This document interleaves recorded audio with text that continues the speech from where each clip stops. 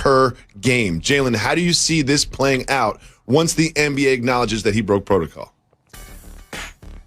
That was really professional what you did. Thank you very much. You said the NBA acknowledges. And that's where I've been going the last few days on this program. Remember, I told you, Jacoby, he missed a couple of games, but the Nets didn't fine him. So the league has to sit back and say, okay, Nets, okay, Kyrie, you missed a couple of games and the team didn't fine you, so now we gonna step in. Because David Jacoby can go to a birthday party for his kids, and it might be 5 of y'all, it might be 10 of y'all. Y'all might not have on masks. That may or may not violate the protocol. But as an NBA player, they agreed to go home, gym. Jalen, by now, all basketball fans have seen LeBron's no-look three from last night, but in the post-game comments, they're saying that it was a bet proposed in the middle of the shooting motion between him and Shooter, which led to him turning around and saying bet as the ball went in. Do you believe that, and does that happen often? Let me bring you guys behind the curtain as we go to the table. Athletes are extremely competitive, in particular basketball players. And we just so happen to make millions of dollars to play a kid's game. So we bet on everything. It ain't just blackjack or bull ray. It ain't just shooting dice. It's everything. It's who can go to what Gatorade is Jacoby gonna grab when he walks to the cooler? I bet you $1,000. Like that kind of stuff. And so what ends up happening is LeBron James, they up 30. He's in the GOAT conversation and he's open for three. This happens all of the time. Somebody says, bet 100, bet 500, bet 1,000. When they anticipate that he's about to catch the ball. And that person, you can tell, is Schroeder because he stands up. And not only does he call the bet, he tries to cover his money by kind of standing in LeBron's shadow a little bit to try to defend him a little bit. Like this is just the crazy psyche that we have. Like, this dude makes multi-millions of dollars a year, but he wanted to win that $100 bet so much that he wanted LeBron James to miss a game, to miss a shot during the game. Look, that's not only what you do for the other team. You can call a bet and sit down. He stood up. So LeBron had to make it. It's like a crossover when you make somebody fall. You gotta make it. And then when you make it, you turn around and you be that dude. You know what that also kind of brought to mind? I guess I should have asked Demetrius about this footage. When Barack Obama was walking through the gym and all of a sudden they threw him the ball and he made a three, he's like, this is what I do. This is what I do. Well, Jalen, normally playing basketball is what Kyrie Irving does, but that is not. Hey, Jacoby, we are Jalen and Jacoby. What exactly is it that we do, Mr. Anthony Rose? Give the people!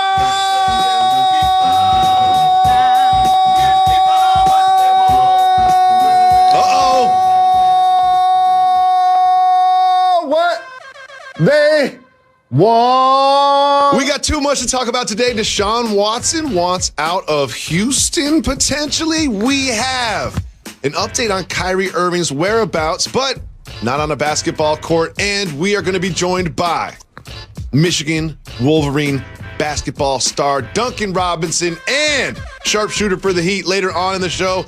But we start with what everyone is talking about. No, it's not the Lakers beating the Rockets. It's what James Harden said in the awkward post-game press conference. Let's listen to the beard get weird. We're just not good enough. We don't obviously chemistry, talent-wise, just everything. And it was clear. I love this city. I literally done everything that I can. The situation is crazy. It's something that I don't think can be fixed. The situation is crazy. It's something that I don't think can be fixed. So, thanks. Wait. We don't have the talent. We're not good enough. We don't have the chemistry. I literally have done everything I can. Jalen, what do you think about these perplexing comments from James Harden?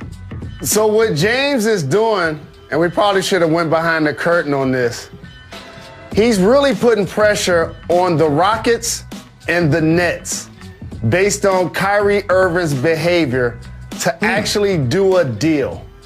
You got to remember, as I keep joking in one ear, as Sean Marks and Steve Nash reach out to Kyrie Irving and can't catch up with him, and they tell KD, that's your man.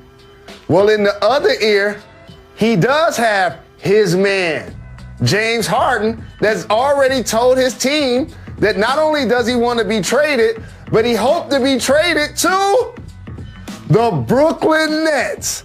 And initially, everybody was talking about how well those three may pair together. And I said to you, I don't like all three of them together. But you know what I would like? What's that? Harden and KD together. And so now if you're the Nets, Jacoby, you have to officially start listening. Here's why. Your star player, for personal reasons, has missed the last few games. He's going to miss the rest of the games this week, and you don't know when he's going to go AWOL again. You don't know.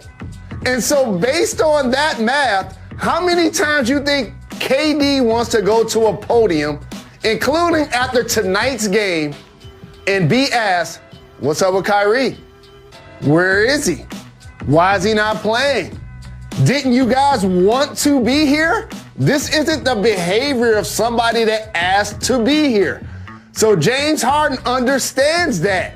So now he goes to the podium. He's like, I'm putting it on wax. Like the city, don't get mad at me. Yo, I love y'all. I love the city. Love the city. You know, he don't want to upset Jay Prince, and he don't want to upset Scarface and the Ghetto Boys. So he's like, yo, I love y'all. It ain't y'all. In the locker room, I like y'all, but we ain't good enough. Because I've had better teams, and we've done better. And so I ain't really trying to build with you, John Wall, on the floor. I ain't really trying to watch Christian Woods come into his own. I'm over this situation. And because I'm over this situation, I'm now saying it to the media. I mean, to me, saying he basically is demanding a trade publicly for the first time, but not exactly doing it. But saying that the problem is talent, I look at this roster like there's plenty of talent on that roster. Saying the problem is chemistry is laughable when you don't even show up, then all you have to do as the star player is buy in. And then to say you've done everything you can. You've done everything you can. You've done everything you can. You haven't scored fewer than 20 points in 4 straight games since you were wearing a Thunder uniform in 2011, 2012. Wow. That's not doing everything you can. You're taking 1 quarter less shots than you used to take. That's not doing everything you can. The offense is normally give James Harden the ball, watch James Harden cook, and then try to get the rebound or shoot the open shot that he creates for you.